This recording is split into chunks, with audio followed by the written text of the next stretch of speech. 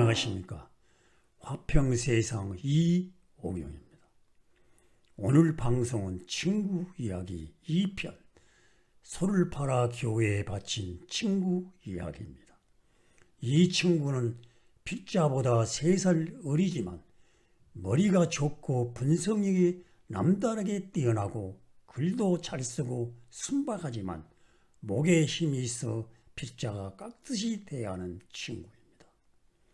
자주 만나 대화를 많이 하는데 그 중에 필자 마음에 강하게 와닿는 이야기를 방송하겠다고 메일로 보냈더니 가족사를 이렇게 적나라하게 해서 되느냐며 했지만 필자가 종교신문 강의하는 입장에서 시청하는 분들을 깨닫게 하는데 도움이 된다고 했더니 친구가 이해하고 수정에 보내와 이 방송을 진행하게 되었습니다.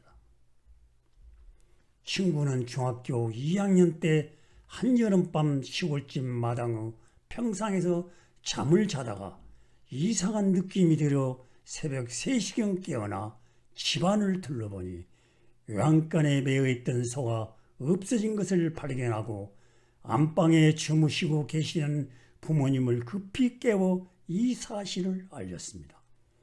집안이 발칵 뒤집었습니다. 농촌에서 소는 집안의 재산 목록 1호인데 그 소가 가족이 깊이 잠든 사이에 없어진 것입니다. 친구 부모님은 새벽바람을 맞으며 황급히 면 소재에 있는 경찰지서로 달려가 소를 도둑 맞았다고 신고하였습니다. 날이 밝고 한참 후에야 소 행방을 알게 되었는데 그 소는 친구 집에서 조금 떨어진 다른 동네 입구 정자나무에 매어 있었습니다. 그러나 소는 이미 팔려서 다른 사람의 손에 넘어간 뒤였습니다. 기독교 계통의 한 신흥교단에 다니던 친구 형님의 소형이었습니다. 손을 판 그 금의 돈은 이미 교회에 바쳤다고 합니다. 1960년대 가난한 농촌의 일꾼이자 전 재산이라 할 수 있는 소를 부모님 몰래 팔아 교회에 바쳤으니 부모님과 형제들의 곧 얼마나 큰 고통을 받았겠습니까? 처음부터 아버지는 형님이 집안일을 등한시하고 교회만 중시하는 것을 못마땅히 여기시며 친구에게 너는 그런 교회 다니면 안 된다고 다짐을 받곤 하셨다고 합니다. 그 친구의 형님은 소뿐만 아니라 친구가 고등학교 진학에 들어갈 학점까지 빼돌려 제때에 지나가지 못하고 뒤늦게 돌아가다시피 해서 고등학교와 대학을 마쳤다고 합니다. 친구의 이야기를 들으면서 부모 형제보다 교회를 더 중시했던 친구의 형님의 근황이 궁금했습니다. 지금도 그 교회에 다니고 있는지 그때의 행동을 후회하고 있는지 아니면 지금도 잘한 것으로 생각하는지 궁금했습니다. 그런데 친구 형님은 그때 교회의 소를 제물로 바쳤기 때문에 오늘날 우리 형제들이 축복을 받을 수 있었다며 자신의 행위를 정당화했다고 합니다.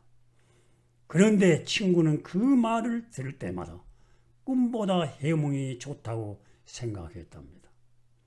더욱 놀라운 사실은 형님이 평생을 바쳐 헌신해온 그 교회가 여러 개 교파로 갈라져 형님과 형수는 그 교회의 다른 교파로 가서 만나면 이쪽으로 나와야만 구원받는다며 친구를 끌어내리려고 하는 형수 때문에 스트레스를 받는다고 말합니다. 어느 날 친구 형님이 비싼 청년 교인들과 방 안에서 이런 말을 주고받는 것을 엿듣게 됐다고 합니다. 앞으로 우리의 세상이 오면 너는 도지사가 되고 너는 군수가 된다라는 등의 황당한 무례한 말을 하는 것을 듣게 되었다고 합니다. 그 당시 친구는 비록 어린 나이였지만 저렇게 공부도 하지 않는 사람들이 어떻게 도지사나 군수가 될 수 있을까 하고 의아했다는 것입니다. 예수님을 유대인의 왕으로 인식하고 그를 따랐던 제자들이 생각났습니다. 야고보와 요한의 어머니는 예수님에게 두 아들의 장례를 부탁했고, 베드로는 우리가 모든 것을 버리고 주를 쫓아 싸우니 무엇을 얻으리까 하며 남다른 욕망을 보였습니다. 예수님에 대한 기대 심려를 충분히 읽을 수 있는 대목입니다. 친구의 행님은 이런 생각으로 소와 동생의 학장까지 교회에 바쳤을 것입니다. 예나 지금이나 일부 종교인들은 영보라는 뜻이 없고 잿밥에만 마음이 가 있다는 것입니다. 신앙생활을 하는 목적이 출세하고 복을 받고 죽어서는 천당 극락에 가기 위한 것으로 생각합니다. 이런 그릇된 믿음은 종교 지도자들의 잘못된 가르침 때문입니다. 대부분의 종교에 기복신앙이 만연해 있습니다. 개신교 일부 목사들은 예수 믿으면 복받고 성공하며 천국에 간다고 설교합니다. 헌금하는 것이 곧 투자임을 강조하는 목회자도 있습니다. 하나님에게 헌금하면 하늘이 상을 잊지 않는다고 가르치는 것입니다. 헌금을 신앙과 연계시키고 있습니다. 종단의 보여주기식 이벤트와 치장을 위해 신도들의 사정과 형편을 고려하지 않고 과도한 헌금 독려는 가정에 고통을 주고 사회의 문제가 되기도 합니다. 종교 지도자들은 예배당이나 법당을 크게 짓고 교인수를 늘리는 것이 종교의 근본 목적이 아님을 잘 알 것입니다. 복은 하나님이나 교주에게 헌금하고 기도한다고 해서 주어진 것이 아니라는 것이며 복을 받는 것이 아니라는 것입니다. 자기의 말과 행동의 결과로 얻는 것이기 때문입니다. 원인에 의한 결과가 생기는 것은 영은 불변의 천리 법칙입니다. 바른 마음을 가지고 열심히 노력하며 살아야 하는 이유 때문입니다.